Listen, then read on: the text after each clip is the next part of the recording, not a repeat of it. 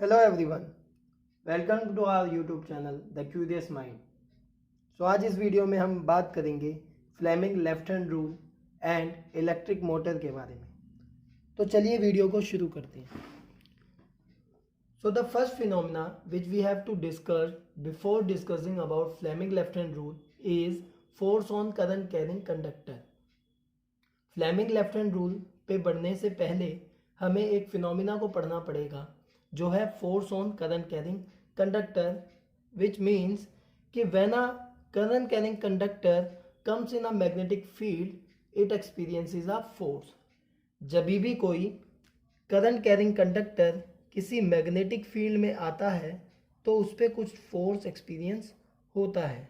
Suppose there is a magnet, so a magnet should have its magnetic field. इस magnet की अपनी कुछ magnetic field होगी in this way. सो अगर इस मैग्नेटिक फील्ड में कोई करंट कैरिंग कंडक्टर आता है तो इस कंडक्टर पे कुछ फोर्स एक्सपीरियंस होगा। So this is the phenomena force on current carrying conductor. I am repeating again, जब भी कोई करंट कैरिंग कंडक्टर किसी मैग्नेटिक फील्ड में आता है तो उस पर कुछ फोर्स एक्सपीरियंस होता है। Now this is the point which is related with Fleming left hand rule.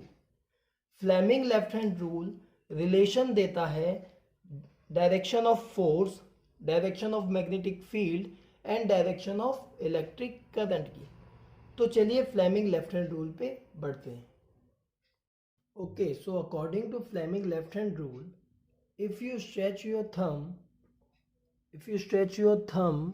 your first finger and your middle finger in such a way that they are mutually perpendicular,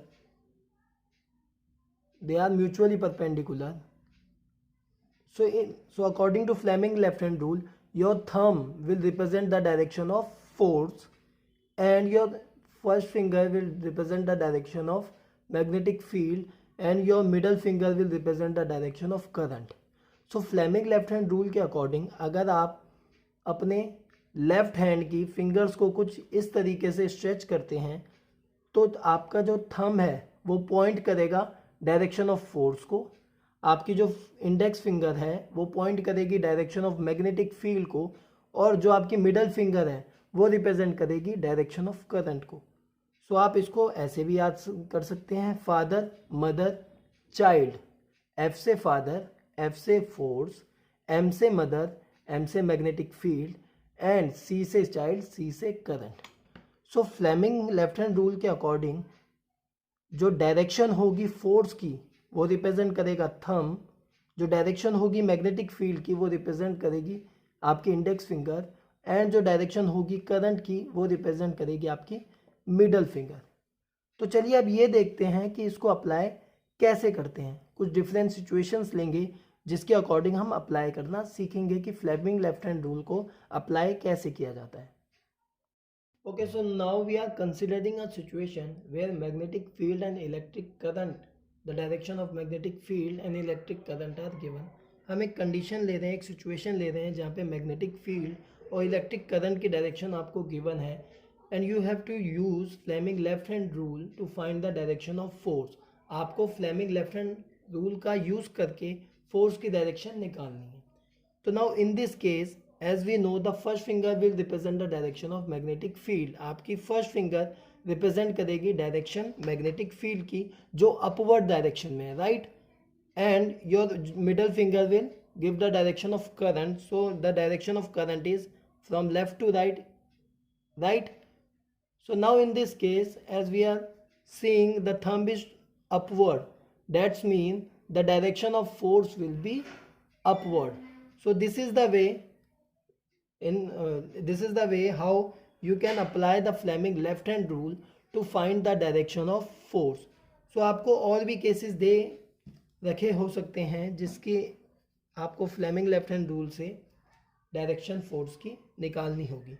now आप consider करते हैं हम, suppose magnetic field की direction left to right है और current की direction upward है। सो अब फाइंड करते हैं कि फोर्स की डायरेक्शन क्या आती है। So again your first finger will represent the direction of magnetic field and your middle finger will represent the direction of current, which is like this. Current is up toward upward and magnetic field is toward right. So now your thumb is inward. That means the direction of force is in inward direction. जो force की direction होगी वो नीचे की तरफ होगी according to this case. दोबारा देखते हैं एक बार, जो आपकी फर्स्ट फिंगर है उसको आपने मैग्नेटिक फील्ड के हिसाब से रखना है और आपकी जो मिडल फिंगर है वो करंट की डायरेक्शन में रखना है। तो आपका जो थंब आया वो नीचे की तरफ आया, दैट्स मीन जो डायरेक्शन ऑफ फोर्स होगी इस पर्टिकुलर केस में वो इनवर्ड डायरेक्शन में आएगी। सो इस तरीके से आप फ्लेमिंग लेफ्ट हैंड रूल का यूज़ कर सकते हैं डायरेक्शन ऑफ फोर्स निकालने के लिए। Now coming on to electric motor, अगर इलेक्ट्रिक मोटर की बात करें तो electric motor is a device which convert electrical energy to mechanical energy.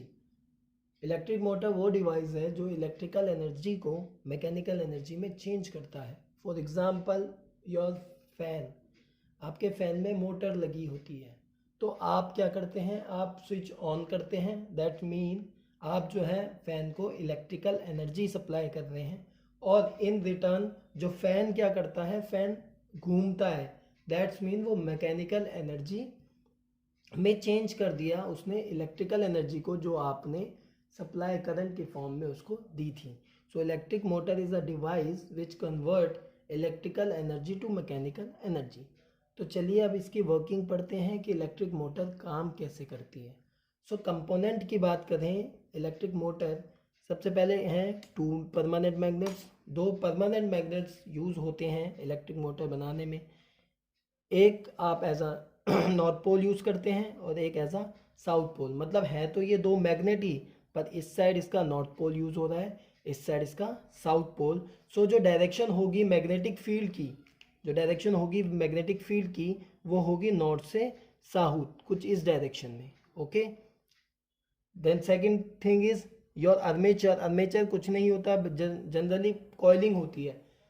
जो कॉइलिंग होती है उसी को आप आर्मेचर कहते हैं, जिसके 4 एंड होते हैं ABCD, जैसे इस डायग्राम में गिवन है। फिर ब्रशेस की बात करें, आपके पास 2 ब्रशेस हैं, X एंड Y ब्रशेस यहाँ पे 2 यूज हुए हैं, X एंड Y।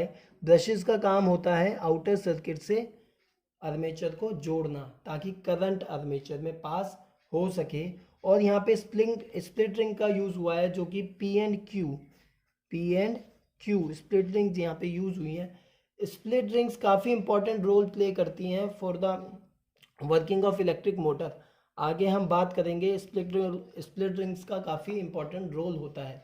तो वर्किंग की बात करें तो जो प्रिंसिपल है वर्किंग का इलेक्ट्रिक मोटर का वो यही है कि जब भी कोई करंट कैरिंग कंडक्टर किसी मैग्नेटिक फील्ड में आएगा तो वो कुछ फोर्स एक्सपीरियंस करता है। तो इस डायग्राम से समझते हैं कि जब आप करंट सप्लाई करते हैं तो करंट कुछ इस डायरेक्शन में जाएगा, पॉजिटिव टू नेगेटिव। सो वो फर्स्ट हाफ में जो करंट फ्लो होगा वो ABCD होगा, A to B, B to C, C to D। Now again क्योंकि यहाँ पे 2 मैग्नेट लगे हैं तो कुछ मैग्नेटिक फील्ड होगी और कुछ मैग्नेटिक फील्ड होगी, और जब इसमें करंट पास होगा आर्मेचर में तो क्योंकि अगेन जब भी मैग्नेटिक फील्ड के अंदर कोई करंट कैरिंग कंडक्टर आएगा तो उस पर कुछ फोर्स लगेगा। तो चलिए फोर्स देखते हैं कि किस डायरेक्शन में लगेगा। तो अगर हम बात करें फ्लेमिंग लेफ्ट हैंड रूल की, तो यहाँ पे अगर हम बात करें जो डायरेक्शन है फोर्स की वो नॉर्थ टू साउथ है, लेफ्ट टू राइट है। तो आपकी फोर्स की मैग्नेटिक फील्ड की जो डायरेक्शन है वो फर्स्ट फिंगर बताती है। और जो करंट जो है, करंट को अगर हम देखें तो करंट ABCD है। तो AB के लिए अगर हम बात करें तो करंट की डायरेक्शन कुछ ऐसी है, मैग्नेटिक फील्ड कुछ ऐसे है। तो अगर हम देखें थंब को तो थंब जो है वो इनवर्ड है। तो अगर हम कॉइलिंग की बात करें, आर्मेचर की बात करें तो कुछ इस फॉर्म में है आपका आर्मेचर। तो क्योंकि मैग्नेटिक मैग्नेटिक फील्ड आपकी इस साइड है और करंट कुछ ऐसे जा रहा है, तो जो फोर्स लगेगा वो डाउनवर्ड लगेगा। एज अ रिजल्ट ये जो आर्मेचर है ये कुछ इस तरीके से मूव होगा। तो फर्स्ट हाफ में जो ए बी है उस पर डाउनवर्ड फोर्स लगेगा।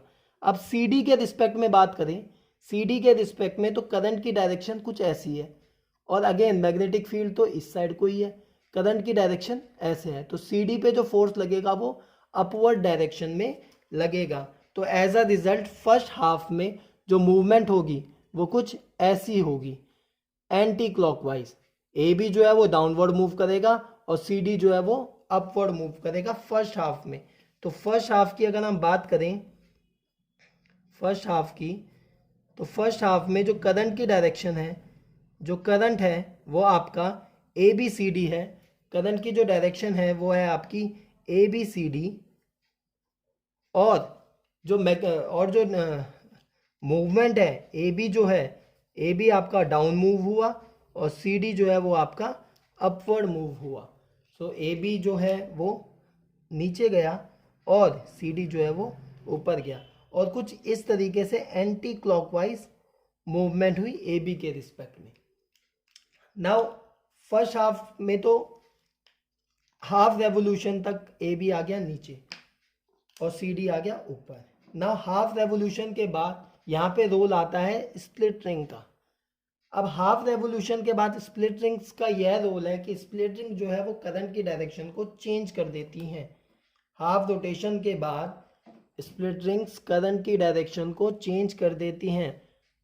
तो इस यहाँ पे अगर हम देखें तो पहले जो करंट था फर्स्ट हाफ में, करंट था A B C D, first half में जो करंट की डायरेक्शन थी वो ए बी सी डी, जब वो मूव हो गया आधा तो अभी ए बी यहाँ पे आ गया है और सी डी इस साइड आ गया। तो अब स्प्लिट रिंग्स क्या करती हैं, सेकेंड हाफ में करंट की डायरेक्शन को चेंज कर देती हैं। अब जो करंट की डायरेक्शन है वो डी सी बी ए जाएगी। करंट की जो डायरेक्शन है वो डी सी बी ए रहेगा। तो अब इस रिस्पेक्ट में हम फोर्स को देखेंगे कि फोर्स किस साइड को वर्क करेगा। सो अब सी डी के रिस्पेक्ट, ए बी के रिस्पेक्ट में बात करें तो करंट जो है, करंट की डायरेक्शन कुछ इस तरीके से है और अगेन मैग्नेटिक फील्ड आपकी नॉर्थ टू साउथ पोल। तो अब इस केस में सेकेंड हाफ में जो थंब है वो अपवर्ड है, दैट्स मीन्स ए बी जो है वो अब अपवर्ड मूव करेगा। सेकेंड हाफ के बाद सेकेंड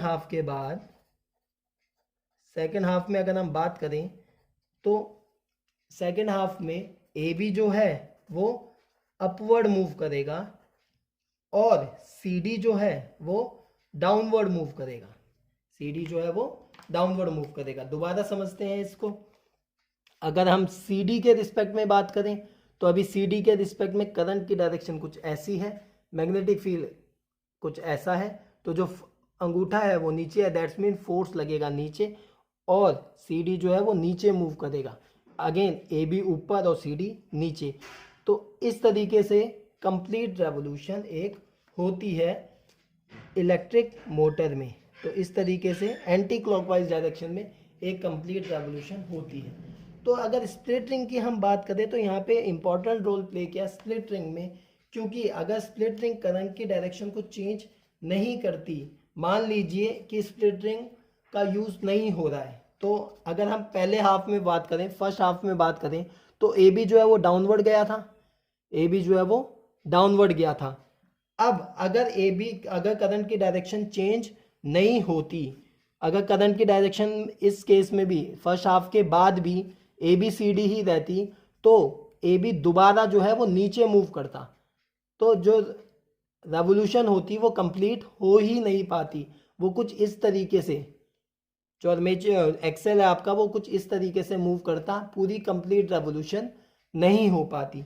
तो स्प्लिट रिंग काफ़ी इंपॉर्टेंट रोल प्ले करती है इलेक्ट्रिक मोटर के अंदर। स्प्लिट रिंग का काम होता है डायरेक्शन ऑफ करंट को चेंज करना आफ्टर एवरी हाफ रेवोल्यूशन।